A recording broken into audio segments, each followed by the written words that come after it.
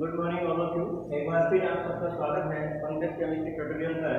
और आज मैं लेके आया हूँ आपके लिए एक नया टॉपिक इलेक्ट्रोकेमिस्ट्री। इलेक्ट्रोकेमिस्ट्री हम दो पोर्शन में पढ़ते हैं, इलेक्ट्रोकेमिस्ट्री फर्स्ट और इलेक्ट्रोकेमिस्ट्री सेकंड। तो हम जस्ट इंट्रोडक्शन पढ़े इलेक्ट्रोकेमिस्ट्री, जैसा कि नाम से पता है electro chemistry. Electro means electrical energy और केमिस्ट्री मीन्स केमिकल एनर्जी।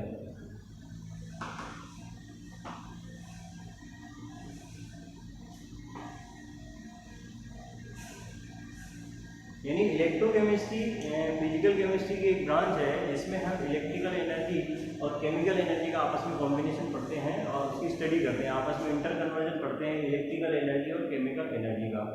तो इलेक्ट्रिकल एनर्जी को केमिकल एनर्जी में चेंज करने के लिए हम यूज में लेते हैं इलेक्ट्रोलाइटिक सेल।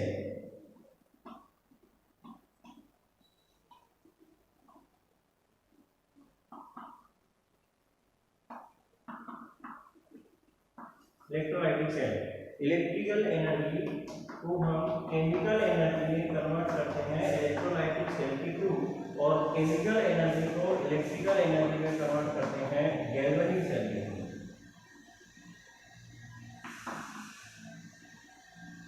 गैल्वेनिक सेल के थ्रू तो इलेक्ट्रिकल एनर्जी केमिकल एनर्जी में कन्वर्ट करेंगे हम इलेक्ट्रोलाइटिक सेल के थ्रू, और केमिकल एनर्जी इलेक्ट्रिकल एनर्जी में चेंज करेंगे हम गैल्वेनिक सेल के थ्रू। और ये इन दोनों सेल को मिला के हम इलेक्ट्रोकेमिकल सेल कहते हैं। क्या कहते हैं? Electrochemical cell.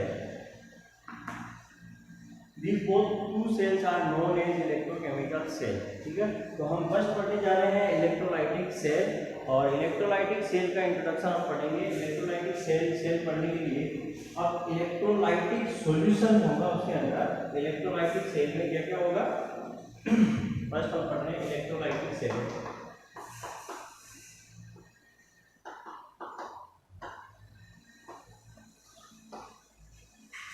तो सेल पढ़ने के लिए सबसे पहले आपको जनरल केमिस्ट्री में आपने ऑक्सीडेशन रिडक्शन पढ़ा है, वो आता होगा। उसके अलावा बेसिक कॉन्सेप्ट है इलेक्ट्रोड्स। जनरल यूज में क्या आते हैं? इसमें इलेक्ट्रोड्स होते हैं और इलेक्ट्रोलाइटिक सॉल्यूशन होगा।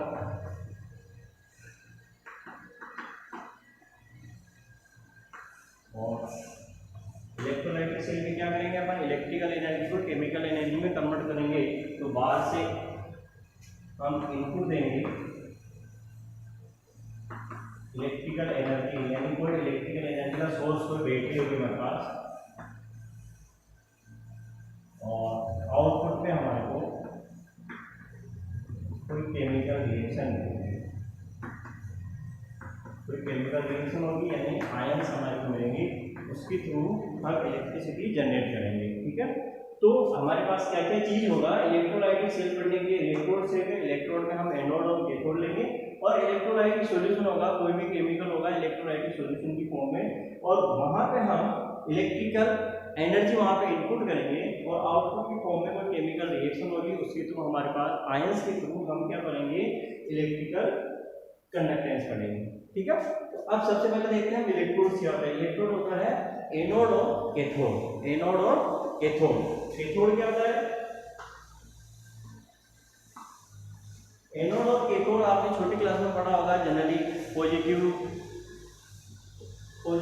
और नेगेटिव रोड को हम एनोड और कैथोड कहते हैं। लेकिन जैसे ही आप बीएससी लेवल पर पढ़ रहे हो या 10+2 लेवल पे पढ़ रहे हो, तो आपको जनरल डेफिनेशन के अकॉर्डिंग कैथोड और एनोड में डिफरेंशिएट करना आना चाहिए। Cathode A terminal where reduction occurs। तो कैथोड क्या होगा? ऐसा टर्मिनल होगा वहां पे रिडक्शन अकर्स होगा, यानी रिडक्शन होगा। अब ऑक्सीडेशन और रिडक्शन की अब इलेक्ट्रॉनिक अगर आपने डेफिनेशन पढ़ी है, तो रिडक्शन किसे कहते हैं अपन? इलेक्ट्रॉन का ऐड होगा, यानी एडिशन ऑफ इलेक्ट्रॉन होगा। यहाँ पे क्या होगा? Addition of electron. तो जनरली जितनी भी सेल रिएक्शन है हम उसमें रेडॉक्स रिएक्शन की स्टडी करते हैं। किसकी स्टडी करते हैं? रेडॉक्स रिएक्शन में। रेडॉक्स रिएक्शन में क्या होगा? ऑक्सीडेशन रिडक्शन पढ़ेंगे इलेक्ट्रॉनिक बेस पर, यानी इलेक्ट्रॉन का एडिशन होना, इलेक्ट्रॉन को एनोड एक टर्मिनल होगा, एक टर्मिनल वेयर ऑक्सीडेशन अकर्स, यानी ऑक्सीडेशन होगा तो ऑक्सीडेशन में क्या होगा, इलेक्ट्रॉन का रिमूवल होगा, यानी रिमूवल ऑफ इलेक्ट्रॉन।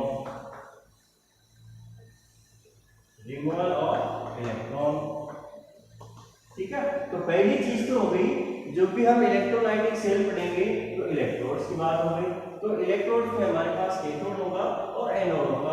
कैथोड हम किसको बोलेंगे, ऐसा टर्मिनल जहां पे रिडक्शन प्रोसेस होता हो, और रिडक्शन क्या होता है, एडिशन ऑफ इलेक्ट्रॉन। और एनोड क्या होगा, ऐसा टर्मिनल होगा वहां पे ऑक्सीडेशन होता है, और ऑक्सीडेशन में क्या होगा, रिमूवल ऑफ इलेक्ट्रॉन्स होगा। ठीक है, तो ये पहली चीज होगी इलेक्ट्रोड्स की। और इलेक्ट्रोलाइटिक सॉल्यूशन में कोई भी केमिकल सब्सटेंस होगा, इलेक्ट्रोलाइटिक सॉल्यूशन क्या होगा, write down this, electrolytic solution कोई भी केमिकल सब्सटेंसेस होगा। जैसे मैं एक सेल डायग्राम बना रहा हूँ, इलेक्ट्रोलाइटिक सेल बना रहा हूँ,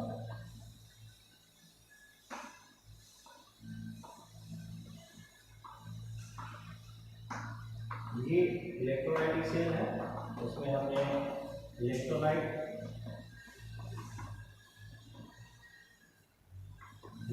है,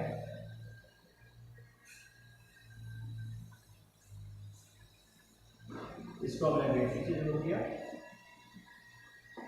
एक पॉजिटिव टर्मिनल होगा और एक नेगेटिव टर्मिनल होगा। एक क्या होगा, पॉजिटिव टर्मिनल और एक नेगेटिव टर्मिनल।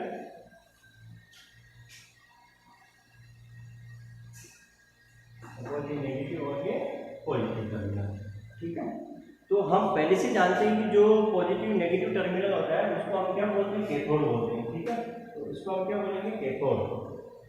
और हम ये भी पता लगाएंगे कैथोड की हमने जो डेफिनेशन पढ़ी है, कैथोड पे क्या होगा, रिडक्शन होगा। ठीक है, और जो पॉजिटिव टर्मिनल होगा उसको हम क्या बोलेंगे, एनोड, और एनोड पे क्या होगा, ऑक्सीडेशन, और कैथोड पे क्या होगा, रिडक्शन। और सपोज इसमें कोई Ca इलेक्ट्रोलाइट हमने डाला है, कौन सा इलेक्ट्रोलाइट डाला है, Ca इलेक्ट्रोलाइट डाला है। Ca इलेक्ट्रोलाइट आयनाइज होगा C+ और A- में, इसको हम केटाइन कहेंगे, इसको हम एनाइन कहेंगे, केटाइन और एनाइन। अब इलेक्ट्रोलाइटिक सॉल्यूशन ऐसे मॉलिक्यूल से फॉर्मेशन होता है उसका, जिसमें इलेक्ट्रोवैलेंट बॉन्ड पाया जाता है या आयनिक बॉन्ड पाया जाता है। इलेक्ट्रोलाइटिक ऐसा सब्सटेंस होगा जिसमें आयनिक बॉन्ड प्रेजेंट हो। क्या प्रेजेंट हो, आयनिक बॉन्ड या इलेक्ट्रोवैलेंट बॉन्ड प्रेजेंट हो। इसका मतलब आयनिक बॉन्ड अगर जिसमें प्रेजेंट होगा तो वो कंप्लीटली अपने आयनों में डिसोसिएट हो जाएगा, कंप्लीटली आयोनाइज्ड।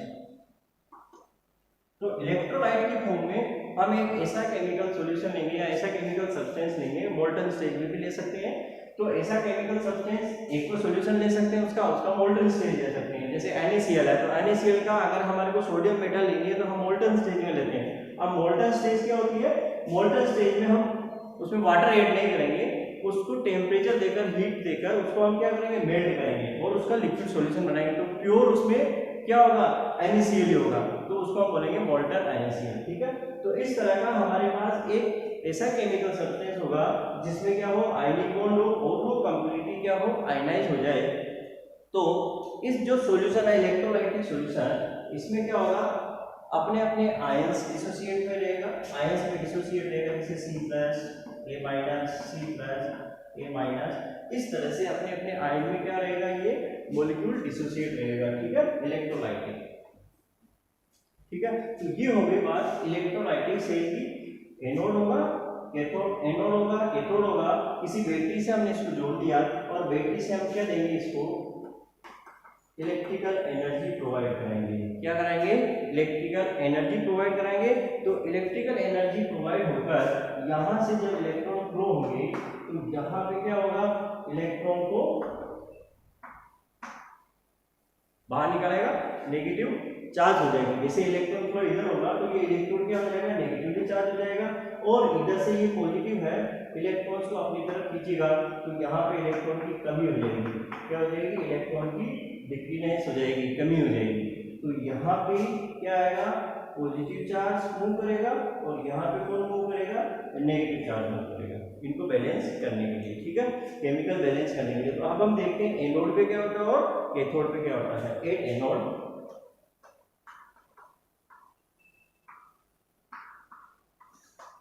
देखिए एनोड कौन सा है? ये वाला। तो एनोड पे कौन सी रिएक्शन होगी? एनोड पे ए माइनस जा रहा है, एनोड पे ए माइनस जाएगा और अपना इलेक्ट्रॉन इसको देकर इसको क्या करेगा? केमिकली बैलेंस कर देगा। एनोड पे ए माइनस क्या करेगा? अपना इलेक्ट्रॉन छोड़ेगा और किसमें कन्वर्ट हो जाएगा? ए में, और एक इलेक्ट्रॉन अपना ये रिमूव कर देगा। तो अब देखो इलेक्ट्रॉन रिमूव हो रहा है इस रिएक्शन में, इलेक्ट्रॉन रिमूव हो रहा है मतलब ये रिएक्शन कौन सी है? ऑक्सीडेशन रिएक्शन है। कौन सी रिएक्शन है? तो ये चीज हमने लिखी थी यहाँ पे, एनोड ऐसा टर्मिनल होता है वहां पे ऑक्सीडेशन होता है। तो आपको याद ये रखना है, पॉजिटिव टर्मिनल नेगेटिव टर्मिनल ऐसा कुछ याद नहीं रखना है। अगर अपन गैल्वेनिक सेल पढ़ेंगे तो फिर साइन चेंज हो जाएंगे। एनोड वहां पे क्या होगा? नेगेटिव टर्मिनल होता है, कैथोड वहां पे पॉजिटिव टर्मिनल होता है। साइन से आपको याद नहीं करना, आपको बेसिक कॉन्सेप्ट याद रखना है। कैथोड पे क्या होगा? रिडक्शन होगा और एनोड पे क्या होगा? ऑक्सीडेशन होगा। देखो ये यहाँ हो गया इसका ऑक्सीडेशन और ये कहलाती है ऑक्सीडेशन रिएक्शन। क्या कहलाती है? Oxidation reaction. और अगर रेडॉक्स रिएक्शन की बात करें, किसी सेल रिएक्शन की बात करें, तो ऑक्सीडेशन रिएक्शन में इसको हम बोलते हैं हाफ ऑक्सीडेशन रिएक्शन। क्या बोलते हैं? Half oxidation reaction. ऐसे ही कैथोड पे क्या होगा? एक कैथोड पे क्या होगा? अब देखो कैथोड पे जो इलेक्ट्रॉन है उसको गेन करेगा C+ और न्यूट्रलाइज हो जाएगा C में। कैथोड C++ 1 इलेक्ट्रॉन ये गेन करके किसमें कन्वर्ट हो जाएगा? C में। तो ये क्या हो गई? Half reduction, addition of electron. Addition of electron क्या कहलाएगा? रिडक्शन। तो हम इसको बोलेंगे half reduction reaction. Half reduction reaction, this is half reduction reaction. और अगर दोनों रिएक्शन को हम जोड़ देंगे तो हमारे पास क्या हो जाएगा?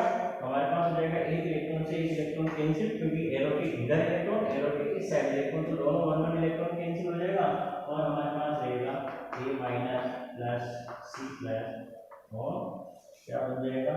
A+C। तो हम इस रिएक्शन पे क्या लिख सकते हैं? हम ये A- और C+ की फॉर्म में है सॉल्यूशन के अंदर, तो हम इसको Ca बोलेंगे। और अगर इलेक्ट्रिकल एनर्जी हमने दे दी इसको, इलेक्ट्रिकल एनर्जी देने के बाद ये किसमें कन्वर्ट हो जाएगा? A+C में। इसमें कन्वर्ट हो जाएगा A+C में। तो ये कंप्लीट सेल रिएक्शन हो गई। This is complete cell reaction. तो इलेक्ट्रोलाइटिक सेल का एक कॉन्सेप्ट है, ये कॉन्सेप्ट हुआ क्लियर। अब इसके बाद अब इलेक्ट्रोलाइटिक कंडक्शन क्या होता है, इससे कंडक्टेंस को कैसे मेजर करते हैं, और इलेक्ट्रोड में होने वाली जो अमाउंट है वो कितनी होती है, उनको समझाने के लिए हम फेराडे के 2 लॉज पढ़ते हैं। 2 laws of Faraday for determination amount deposited on electrode we have to discuss. लिखिए first Faraday's first law.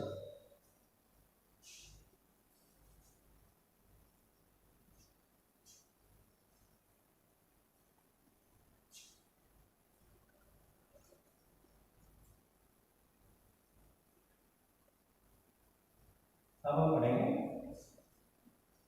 Faraday's law, electrolytic cell. Faraday law पढ़ने के लिए इलेक्ट्रोलाइटिक सेल की कैरेक्टरिस्टिक हम एक बार देख लेते हैं। कैरेक्टरिस्टिक ऑफ इलेक्ट्रोलाइटिक सेल या properties of electrolytic cell.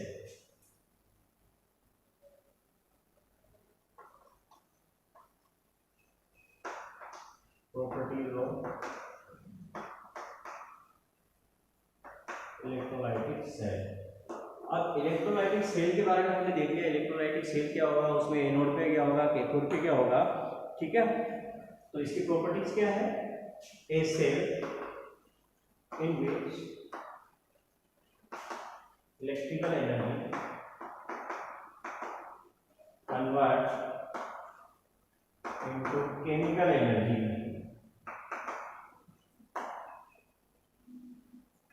Electrical energy किसमें कन्वर्ट होती है? इसमें केमिकल एनर्जी में कन्वर्ट होती है। और दूसरा इनपुट क्या देते हैं अपन? इनपुट देते हैं अपन इलेक्ट्रिकल एनर्जी और आउटपुट में हमारे को क्या मिलता है, कोई केमिकल रिएक्शन मिलती है। आउटपुट में क्या मिलता है अपने को, कोई केमिकल रिएक्शन मिलती है जिसके थ्रू हम क्या करते हैं, कंडक्टेंस पढ़ते हैं। और सबसे खास बात तीसरी, ये जो भी प्रोसेस है ये नॉन स्पॉन्टेनियस रेडॉक्स रिएक्शन पाई जाती है। इसमें क्या पाई जाती है, इंपॉर्टेंट है ये, नॉन स्पॉन्टेनियस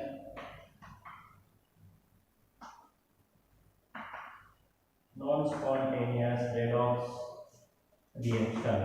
अब नॉन स्पॉन्टेनियस रेडॉक्स रिएक्शन क्या होती है, नॉन स्पॉन्टेनियस आपने थर्मोडायनेमिक्स में पढ़ा होगा, नॉन स्पॉन्टेनियस रेडॉक्स रिएक्शन के लिए डेल्टा जी की वैल्यू पॉजिटिव होती है।